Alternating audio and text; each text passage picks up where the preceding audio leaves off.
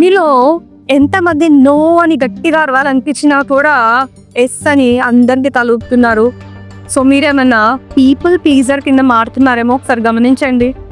So ఇలా మనం మారడానికి కొన్ని కారణాలు ఉంటాయి. అండ్ ఫస్ట్ది, మనం పక్క వాళ్ళని సంతోషంగా చూడాలనుకుందాం. అంటే మనకంటే పక్క వాళ్ళకే ఎక్కువ ఇంపార్టెన్స్ ఇస్తాం. సెకండ్ రీజన్ స్టిగ్మా, అంటే వాళ్ళు మన గురించి ఏమనుకుంటారో, నేను రాంగ్ పర్సన్ అయిపోతానేమో, నన్ను గురించి తప్పుగా అనుకుంటారేమో, ఇది.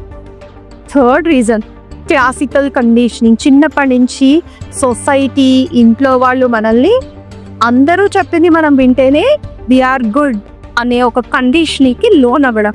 సో ఇలాంటి లూప్లో కనుక మీరు చిక్కుకొని ఉంటే దయచేసి దాన్ని identify, address it, break that bubble, come out of it.